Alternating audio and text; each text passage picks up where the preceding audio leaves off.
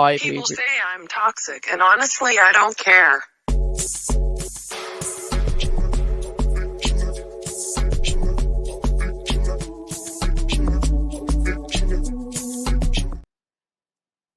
Hello, good afternoon, good morning, good evening, wherever you are. I'm joined by Birmingham's Tori-Ellis Willetts.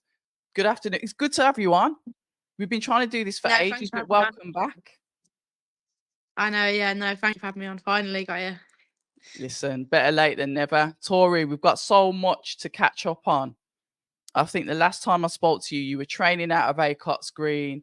You were calling out people like Nina Hughes. You were on this trajectory, like you really want to get jumping in feet first. So we've got to have a little bit of catch up. Yeah, that's it. We'll go from what's happened from then, and then obviously just get up to date now. Yeah. Well, from then I've moved up to super bantamweight.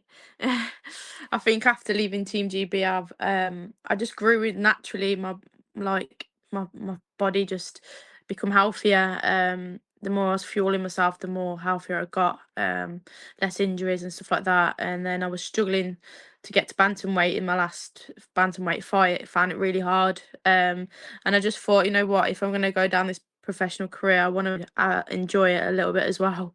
I've made sacrifices for years at flyweight. I was suffering quite bad making the weight and injuries, so I didn't want to make that as another added stress to my career, really. So I moved up to super bantamweight, sorry, and just feel a lot healthier, a lot stronger, and yeah, just happy with the weight now. So Nina's not even in my weight category. I mean, we spar quite a lot. We have really good spars, good friends with her. So that's good, yeah. And it's yeah, so I'm now moved back with Carly, my old amateur coach. So I'm happy back there training, and yeah, everything's going well. You know where obviously one change is that you've moved, changed weights, a higher weight, a heavier weight, because obviously, like you said, you were struggling to maintain that after you come off GB. The changes that you've made in your career so far, because how long have you been professional now? Is it 2 years? Is it 2? Yeah, this is my second year. Yeah, 2 years. Is it all what you thought it was going to be, making that transition, turning from amateur into pro? No, it's a lot hard. It's hard. Like, it's tough. You know, I'm working like a job as well as training. Whereas when I was an amateur, I just got to solely focus on my boxing, and was just based full time in Sheffield training, and it was the life, to be honest. Now I'm having to juggle the two to get paid next to nothing, and trying to get sponsors, which is difficult as well. It's a lot tougher, you know, mentally getting yourself going, and like having these fights, and like I mean, obviously the be all and end all is the titles, and that's the end goal. And I know you got to go through these hoops to get there, but it's tough to keep kind of like on the path and like keep yourself motivated and keep going on this new journey as a professional. It's not all that, I mean, everyone sees it as the glitz and the glam, but I think if I had an Olympic medal, it would have been a lot easier. But even so, I think some of the fighters that are at that point, like Harrison Lawrence, active. Yeah, they're not as active as what maybe they would like to be or whatnot. So I don't think it is all, especially as a female, I don't think it is all the easiest journey anyway. What keeps you? Well, then I can say on that. Then, why'd you do it?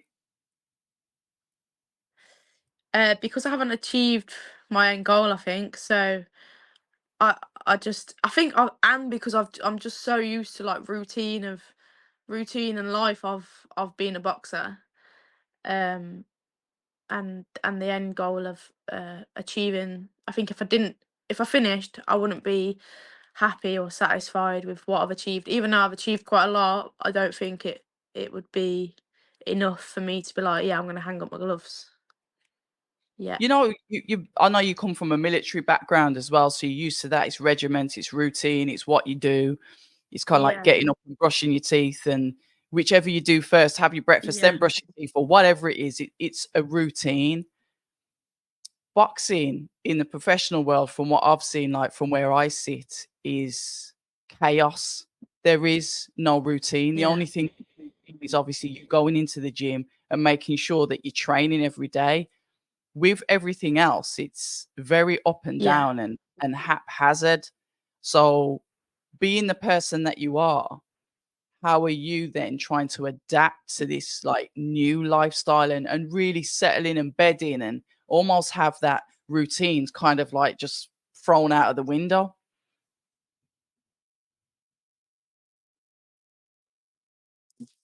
Yeah, I think the main thing is for me is just stay ready to be ready for like any opportunity to come across.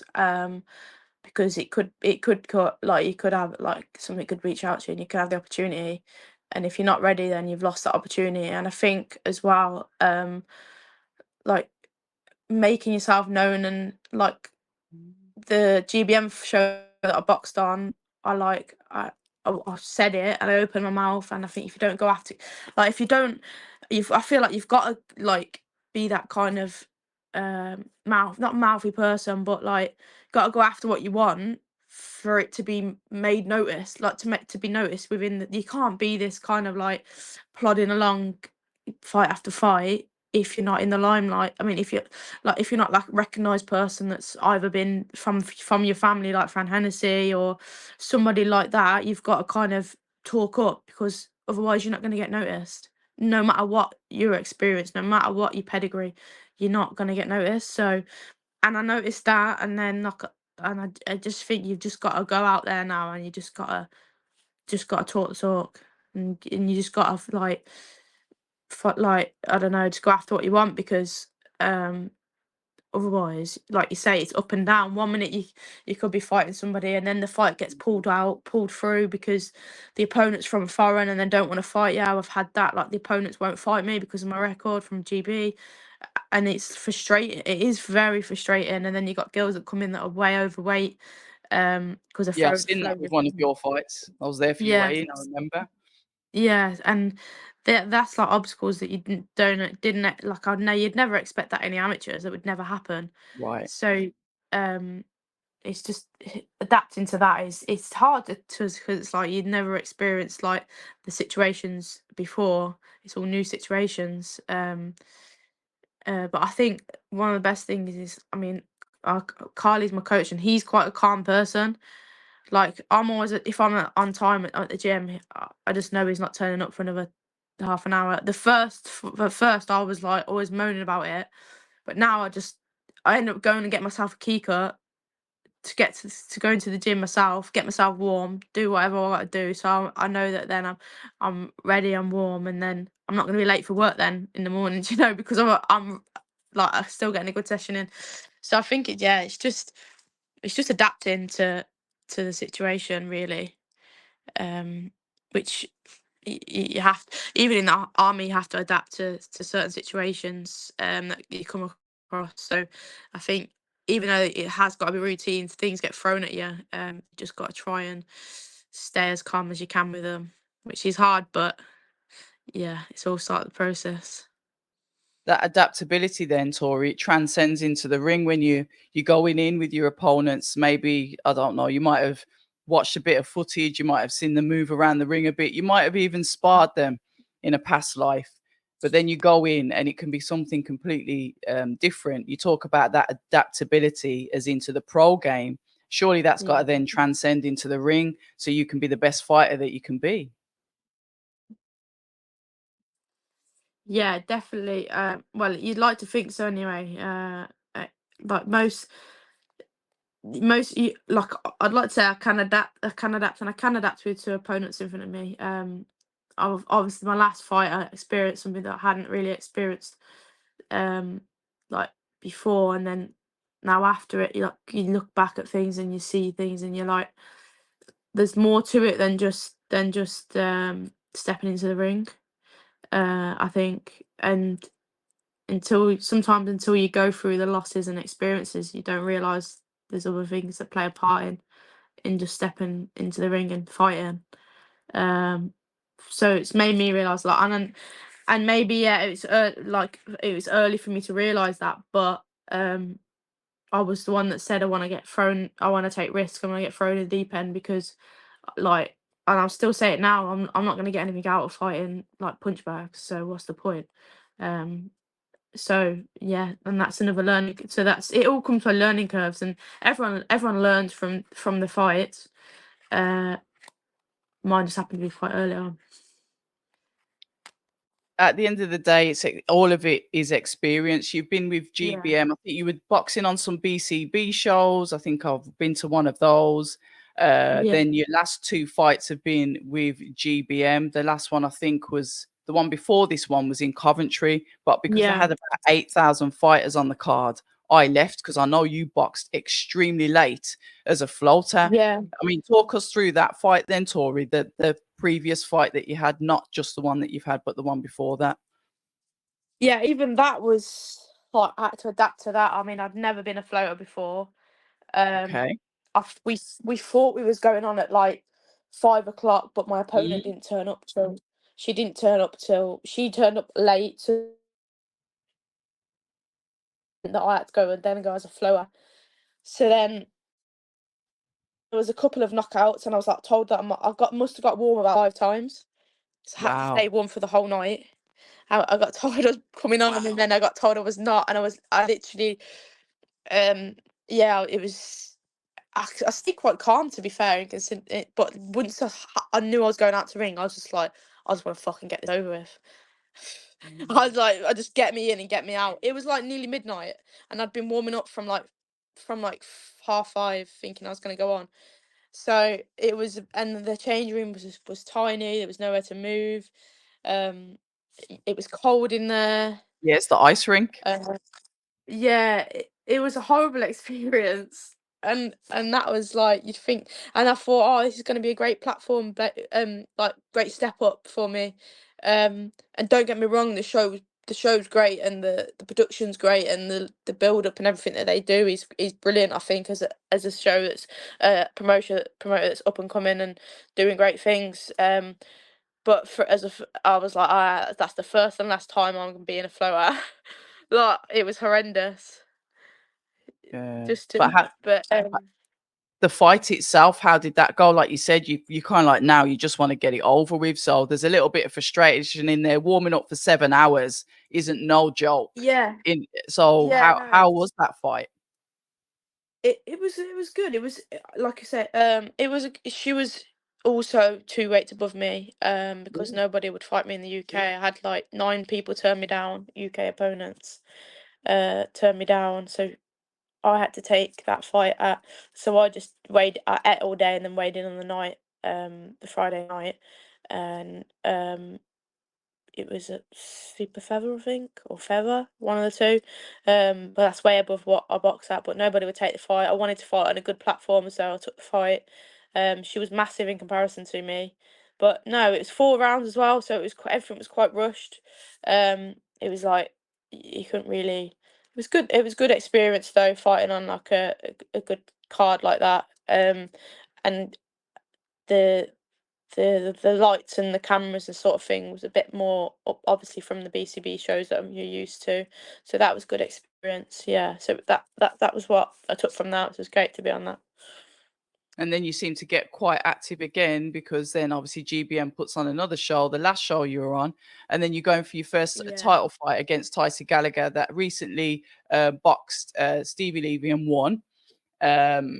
So yeah, it's your turn now. That opportunity, talk to us about that opportunity. Like you said, closed mouths don't get fed. I think you've got that attitude, which is right. So talk to us about that and how that fight got made. Yeah, so GBM actually asked us if we wanted for the Stevi Levi fight, and we said absolutely, we will take that fight. Stevi Levi turned it down. Why? So then, no reason, just the managers turned down the fight. So then they said, well, would you fight Tysie Gallagher? So then that's sort of thing that was before the last GBM that show that I boxed then. So that's when then I was like, you know what, why not? Like, she's got the belts, I want the belts. So if Stevie isn't going to take the fight, then let's go on to fight for titles. If they're offering it me now, then let's do it. Ideally, I would have liked to fight Stevie over a 8 to 10 rounder to then build into the title fight. But she turned down the fight. Not sure the reasons behind it. And then I went on to fight Tysie for the British and not British, sorry, the WBO and the Commonwealth title. Yeah, so we boxed for that on the last GBM show in Sheffield, which was a great experience, great card, as well. Really good fights on the line there. Yeah, so we were gonna fight for the British, but I didn't get sanctioned for it. Do you know Which is why that crazy. happened? Why did that happen, Tori? Yeah, so they said it was down to experience, which doesn't really make sense because Nina boxed for a world title after like 4 or 5 fights. Okay. The Commonwealth is better, and so was the WBO. So the 2 fight titles that we then ended up fighting for were better than the British anyway. So it didn't really bother me. I was like, all right, that's cool. We've got something else on the line. We're fighting for these. Which was bizarre to why Stevie put up a video like a whole video based on me saying ha, you're not sanctioned for the British, only because I turned around and said that hers and Tysie's British fight wasn't worthy as a British title fight.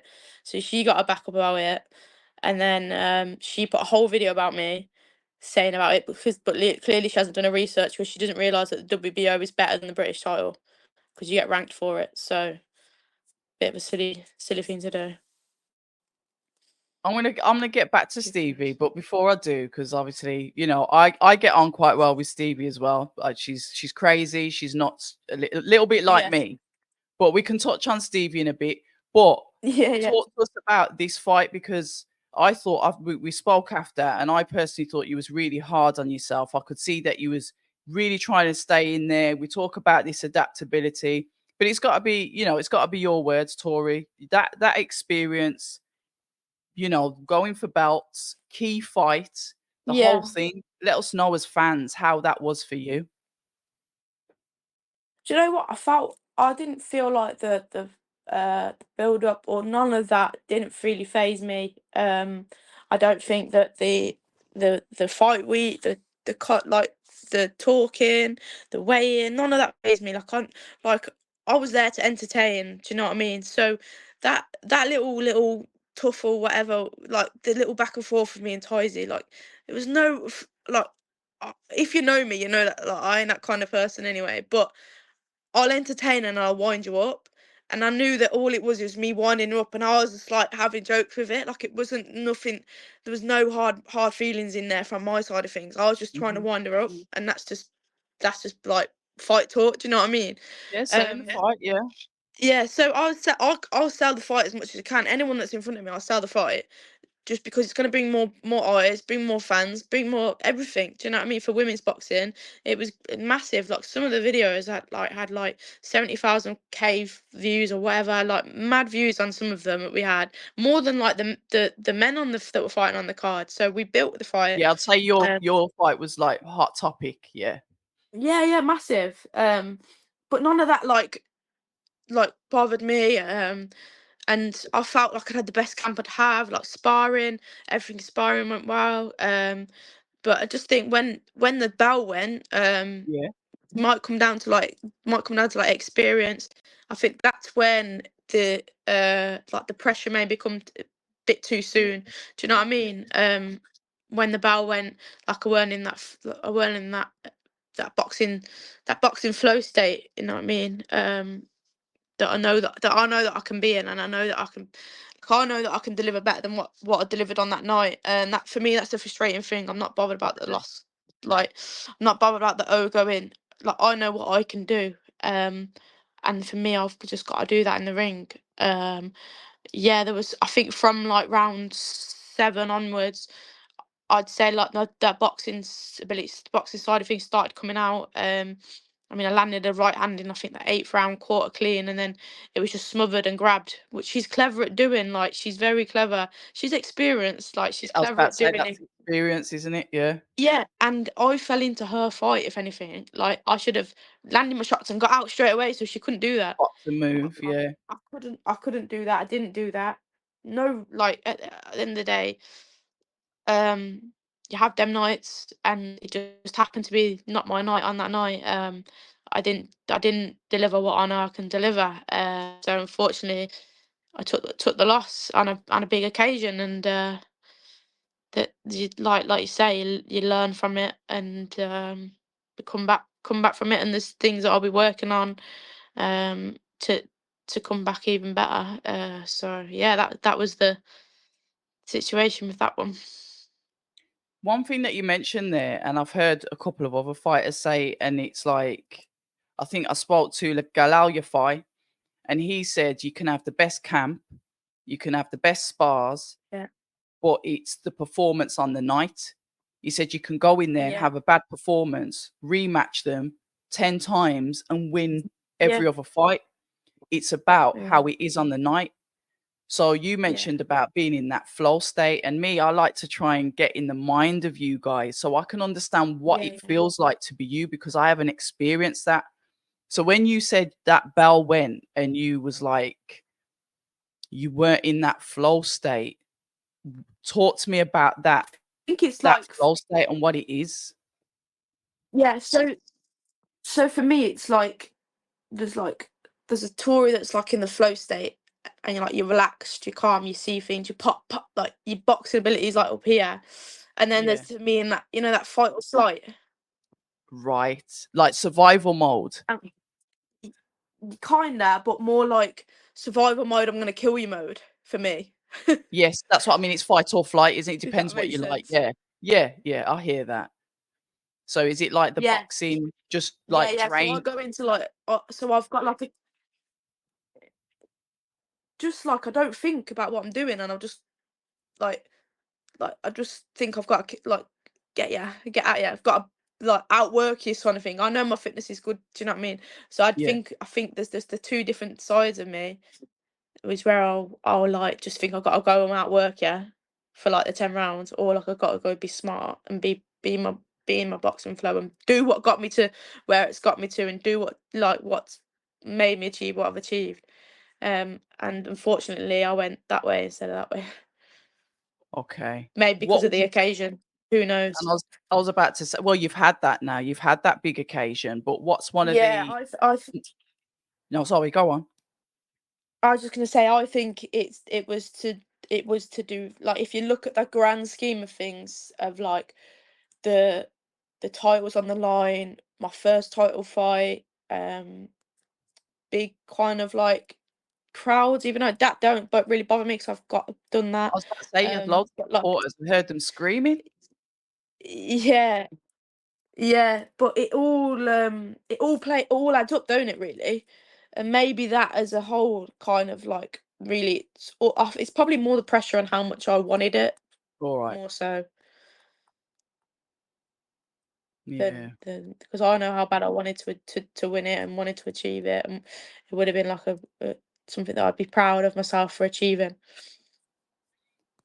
Hindsight's a wonderful thing, and I guess you've had time to look back and reflect. But what would you say is one of the key things that you've took away from that fight to ensure? Well, the biggest lesson, I guess, is what I'm saying, Tori. What's the biggest lesson you've taken from that fight? There's a 10-round fight, and that you don't have to go out there on the first round and like go guns blazing on the first round. There's 10 rounds. It's a lot, really. It's not a 3-round fight like the amateurs. Free freeze, it's not free freeze, you know what I mean? It's a 10-round fight, and that I've got to be more patient and a lot more patient with my work. And yeah, valuable lessons have been learned. Yeah. I enjoyed watching it. I was watching it from home. I know how seriously you take the sport. I know that you're extremely fit. The to-ing and fro-ing with the girls. I mean, that was interesting to watch all the lead up. Like you said, it got people interested, whether they liked your attitude or they didn't like your attitude. There were a lot of people talking about it. So that was good. That's the positives. People know who you are now. Exactly. But when you I'm just trying to think, the Stevie Levi scenario, obviously, you know, I've seen, I think, right, I'm going to play devil's advocate, Tori. I think when you was at the press conference, I think because you sort of not belittled Stevie, but you made her sound like she wasn't anybody. That's where she was like, hold on a minute. What's she on about? And that's when she kind of like piked up and put in her 50 pence worth. But your point of view, you're the fighter. I'm just sitting back on the settee watching it all. So it's an opinion that a lot of people have opinions about fighters and like a lot of fighters. So it's an opinion, and she decided to take the opinion the wrong way. That's her fault. Like, but the thing is, she does it in a way of like calling you like to go crawl under a rock and starts using swear words. And for me, that's not fight talk. That's not fight talk. You're trying to get personal. When you start swearing and you start calling names and stuff like that, that's not fight talk. Like, don't come to me and try and like throw names out like this. Like, I haven't like once said nothing, no bad language, nothing like that towards her. I just said my opinion. I didn't think the fight was worthy of a British title fight, and like don't rate her as a fighter.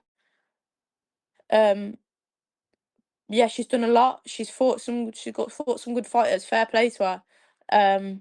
But she's gone down the route of trying to be personal and like when like comment on videos and stuff like that, trying to get personal and trying to I don't even know what the word is, but like name calling and swearing and like who even does like well, it's just rude. Do you know what I mean? She don't know me. I'll tell you something. I probably wasn't interested before, but I'd actually be interested to see you two fight now. I can tell you that for free. So you've mentioned before that you think. Go on. Yeah, I think a lot of people would be, and which is crazy because not only is she like name calling, swearing. I kept through my whole camp. I've seen it all on social media, and she says she's not even commenting back because she knows she blah blah blah something about like hasn't got anything to say. She's not even replying back. Mate, I'm no keyboard warrior. I'm not gonna comment back and be like swearing back to you like grow up. Do you know what I mean? But so after that, she's not only commented all on all the stuff of GBM stuff of like saying like bad stuff about me. Then she's put up a video about me not getting sanctioned. Then she's put up a video after I fought Tysie Gallagher dancing in front of the TV, looking like an absolute clown. But yet we go to GBM, go to her ask her, do you want to fight Tori? And she's turned it down again. How much of a fool do you look? After you've had this fight? After I boxed Tysie Gallagher, she's been reached out to. This, you know, I'm gonna clip this and put it up on my Instagram. Sorry, but I'm gonna Stevie, if you're listening, if you see this, can you respond? I don't usually like the mix up and the carry go brinkum, as we say in the Caribbean, but what's happening here? Stevie, come on. I like Stevie swearing though. Yeah, well, yeah, but it's not very professional, is it? Comment on my stuff, swearing, mouthing off. Then you put a video up about the British Bulldog not getting sanctioned, which makes you look silly because the WBO is bigger title fight than the British. And then you put up a video up of dancing next to a TV, looking like an absolute clown. When Tysie won, yet you've been offered the fight against me for the second time, and you've turned it down again. Just doesn't make sense. Like, why are you mouthing off over social media, keyboard worrying it, but you won't take the fight? Crazy. Absolutely crazy. And you're both in the same weight category right now, aren't you? Yeah. To fight. So you are good to go. I think Izzy Asif might need to step in and see if we can, you know, get this fight made, because one of the things Izzy's already tried to make this fight. I said, let's get the fight with Stevi Levi. says get the fight with Stevi Levi. It'll be a good fight for the fans. Everyone will love it. They know Yeah, we will. that everyone will be entertained. But she's turned it down again. So tell me Sign why. me up for front seats at the presser. I think after this, I think I'm going to get Stevi Levi on. In fact, you know what I should get her do? on. Get her on. You know what I should do? I should Head have a to head. live and put you both on. Yeah, see what she's got to say. I might do that. The thing is, she'll start using the mouth and start coming out with like a load of garbage, swear words, stuff like that. But I ain't interested in that. I ain't interested in no, like, don't be getting personal. Yeah, like I said, if you don't know me personally, I can't really take it personal anyway. People say things, don't they? That's But true. it's That's it's the trash talk. But so at the moment, you've said twice you've offered Stevie Levi the fight. It's a fight that you'd happily entertain, even more so now. Yep. But as far as you're aware, that fight's been turned down. I think that's something that maybe we can have a look at. Like I says, I'm happy to host a live press conference in my living room for that while you two have a chat online while I'm sat in the middle with popcorn. But activity, Tori, it's one of them things that, like you said, with the especially with the females in the industry, and we do appreciate what GBM are doing for the sport as well. And there's top tier, and there's black box, there's BCB, there's other small horse shows as well. Activity though, you've got to keep active. You've got to run with this momentum. You've took the L. You've got to keep busy. So say, for example, the Stevi Levi fight's not a fight that will happen. Have you got anything lined up? Is there anybody else that you're looking at? So we're gonna have to sit down and have a chat with the manager and Carly. We're gonna sit down and talk. But I am, even if it's just on a local Birmingham show, I'm gonna look to get out end of November, December. Yeah. Just get out. Yeah, finish the year on a high, get out, and then look for big fights for next year. Could do with just getting a tick over fight now. To stay busy, like you say, and then and just to try and put the things that I'll be working on from a previous fight into play in the ring, and then start off the next 2025 solid year. Obviously, you've got your own management team and stuff, but it seems like lately as well, we're starting to get a few shows that are popping up in Birmingham. So it'd be nice to see. I don't know how it works, and I get there's politics in boxing. I understand all of that, but because we're having those shows in Birmingham, from Matchroom, from Queensbury, I think Boxer potentially were doing some. They did one in Wolverhampton, but I know that Queensbury and Matchroom have got one coming up. An idea to try and sneak in there and get in there and get on one of those shows.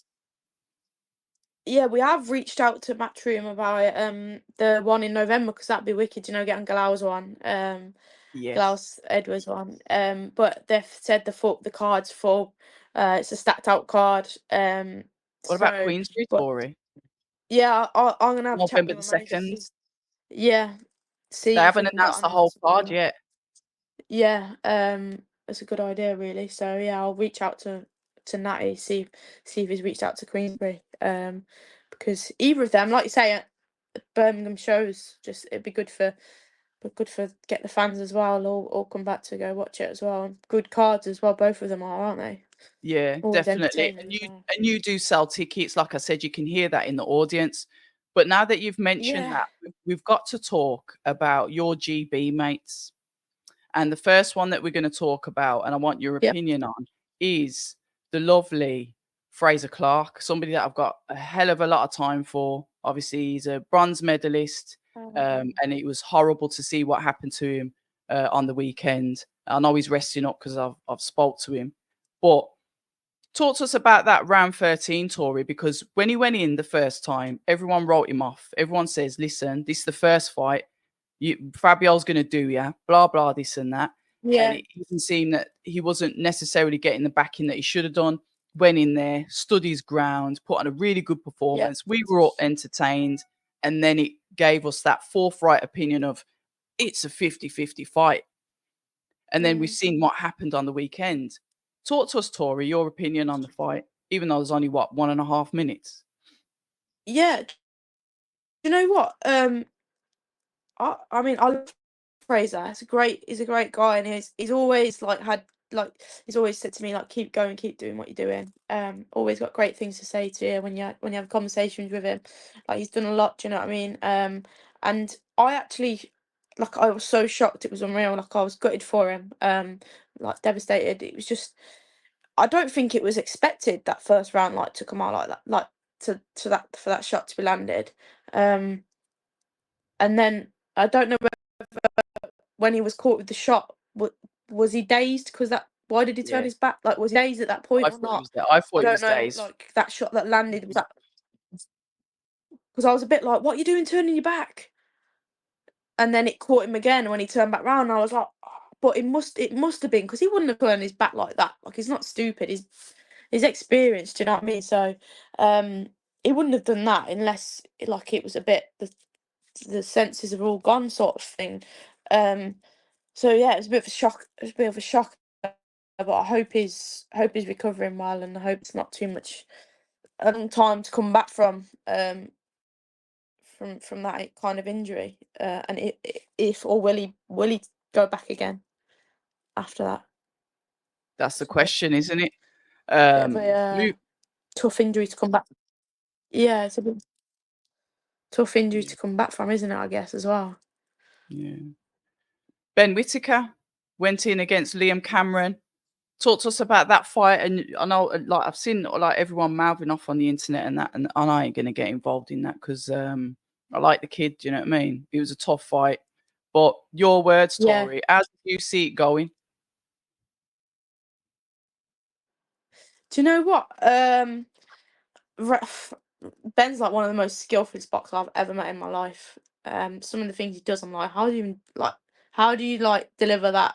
And I think he was kind of playing into Liam's game a little bit and fighting the fight when he's like, his levels above Liam. Do you know what I He mean? wasn't doing what he usually does. So no, he wasn't just popping and like like showing him up. It wasn't. You can still show him up without showboating, and Ben can do that. He knows he can do that. I'm not really like say it's whoever turns up on the night and what mindset he's got in that ring, Okay. because he obviously I don't think he had the Ben mindset. You know, like I was saying to you, that mindset, like that fight, that flow, that fight in Ben flow, that wasn't Ben flow in that ring. That was fight flow for me. And that's what he was doing, and you can't do with that. I don't really know much about Liam, but I just watched that and I was like, oh, well, he looked tough. He looks like he ain't taking no beating off no one. And I think who knows what would happen if the later rounds went on. But it was maybe where it was no one's really gave it to him, Ben, like that. So maybe it was a bit of like a bit of a wake up call. And I hope if there has a rematch, he does the Ben that everyone know he can do. Because if he fights like that, I don't think think it'd be a tough night for him again. Do you know what I mean? Because his skills are well above anybody that you can put him, like, you can think of. I think. So he can definitely beat him. Like, I think. Not if you not think that. Yeah, I do. I do think he could because I thought that's what was going to happen. But I've watched Liam fight, and I knew that he was coming to win. I knew Sure. he hasn't been stopped. I knew that Okay. his mindset is he's gone in there with the chip on his shoulder, and that can make Yeah. a fighter quite dangerous because he's got Yeah. a point to prove. Yeah. So I knew he'd go in to win, and I've said that on several lives that I've done. And you know, watching the fight as it went on, I was like, yeah, Ben did really well in the first round. Like I said, he wasn't necessarily the Ben we all know, but he did well. But then as Liam started to grow in the fight, I was saying, Ben needs to box and move. He needs to keep it long. Don't go inside. Yeah. Don't try and trade with him because the trading isn't working. Even though we saw that Liam's face was, you know, peppered, it still it wasn't It's still working. tough. Yeah. And his coaches was saying to him, box and move, keep it long. But I don't know what happened there. Like you said, that flow, that mindset. Yeah. Was he in there because his coach was like trying to get him back in the room? Like, are you Yeah. listening? That's the And I was like, thing. Yeah. yeah, what's up with him? You know, so I thought he was a bit off key, but I'm not gonna make up excuses. The fight is what it was. Nobody knows who pushed who pulled whatever, because I thought he was pushed out the ring. Look, it's one of them. Yeah, I get it. Twitter's gone a bit mad, as it does. Yeah. But this, But to me, makes the rematch even more even better. tastier now. Yeah, definitely. I hope they do have the rematch. But another thing is people are always gonna have something to say because Correct. because of who Ben is. Like Yeah. he'll showboat and people like say something horrible. He'll like make him look silly and he'll still have something horrible. So like that's why I think they're like kicking him whilst he's down because they're gonna do that. But either way, like look at how much he's built himself. Like he's on mega box. You know what I mean? I wouldn't be complaining if I was him. Yeah. Whether the He's same massive things or not. Yeah, and that's it, isn't it? You can turn off the white noise, just go back to the drawing board, get on with it, and do what you need to do. But That's what off it's the got back, to do. Yeah, it's got to box it well. of that, and like you said, this is an experience that you'll have. You know, Yeah. Liam Cameron's come from like the small hall, worked his way up, Yeah, it's and fine, because of man. this now he's signed. I've So seen them. Sick that to be fair. negatives, positives, balance, however you want to look at it. Yeah. You know, one man's misfortune is another man's lottery win. It's crazy. Yeah, But it's true. that's how it works, isn't it? The like you said, the boxing is it's absolute chaos. Yeah, it's true. And people want to see kind of like people want to see like that shows the promoter as well that he's got something that other fighters haven't got. You know, to be to doing that to Ben Whittaker, who's like up there. So they're probably if they're going to put trust and faith into him and get him good fights, which he deserves because I think he's had a tough ride from what I've seen. So all hats off to him. Do you know what I mean? Go and do what you got to do. Yeah, Got to definitely. take it with both hands, haven't you? Really. Definitely, because the same Yeah. happens with you. If you, well, I can't say dethroned him because obviously it's ruled as a draw. Even though I had Cameron coming on, and to be fair, towards the end of the fight, it's like I said, it's just worked out in his favor. But we're going to finish off with Galal, Sonny Edwards versus Galal Yafai. I spoke to both gentlemen the other day. I had a really interesting conversation with Sonny that explained how his experience of the GB setup.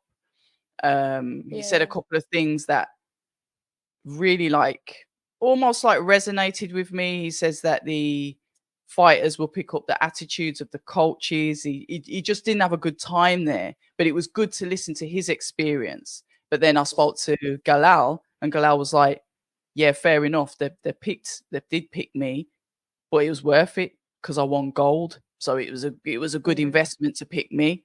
And then you have that balance again.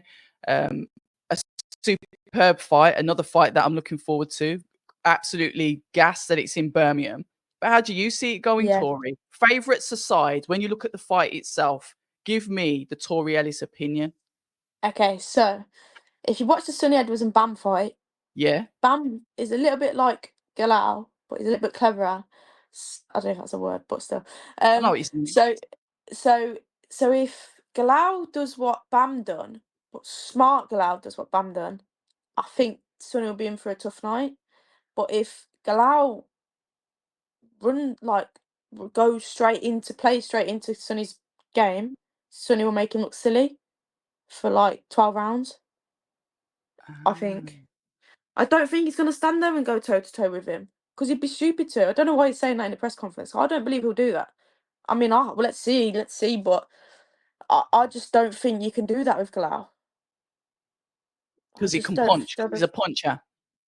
He's just well, I don't know if he's a puncher, but he just will not stop. So he would do that for 12 So the rounds. output. He's gonna do that for 12 rounds. That's Galal, like that's Galal's style. That's Galal all over. Like he will just. I've seen him do it in sparring at GB, and I'm like, how is this geezer? Like he just does not stop. Like, so I just think it'd be a tough night for him if Sonny stands toe to toe to it. But he might have a little bit of an ultra ego and think, yeah, I'm gonna stand toe to toe with you and show you I can stand toe to toe with you for a bit, and then he might tire out, which might mean that Galal will just come on even stronger.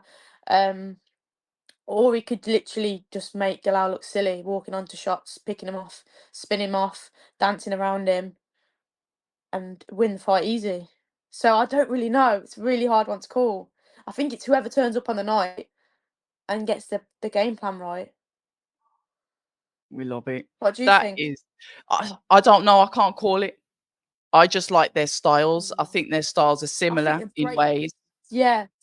And I like that because then Sonny's it's so like a battle of, it's like a battle of the boxing brain. Then it's who can adapt, who can pull whichever fighter into their fight, and I like that. So I do like when I see similar styles, because it's like who's going to outsmart the other one. So I'm really looking forward to it. Yeah, like I didn't expect. Like I thought, I didn't realize how strong Bam was. But I thought Sonny would play with him. Yeah, because I rate Sonny like he's skillfully, like he's class. So I thought he would play with Bam, and then but obviously like comes through, don't it, a 12-round fight. But it's gonna be a cracking night. I can't wait for that. I'll be there definitely watching. yeah, Definitely get tickets to go to it. yeah. I've had quite a few messages as well from people that support Sonny. They're coming up. I think he's got quite a little bit of following in London, in Sheffield. He's all over the place, isn't he? So they're like, oh, we're coming up to, yeah, it's going to be electric. I'm really looking forward to that. But listen, Tori, it's been epic having a catch up. Thank you so much coming on, guys. Listen, anytime. Tori-Ellis Willetts, get behind her, follow her on Instagram. I am going to catch up with Stevie. I might just do a live review pair. I don't know. Who knows? I know Stevie would be up for it. If you're up for it as well, we can have that chat live. Let's see what she's got to say. Tell her to take the fight then. Well, this is a debate. So yeah, definitely. Listen, Tori, thank you so much. Viewers, thanks for listening. No, you know what to do. Yeah, anytime. The banner says it all at the bottom. And yeah, you know what we say at October Red. Stay ready. People say I'm toxic, and honestly, I don't care.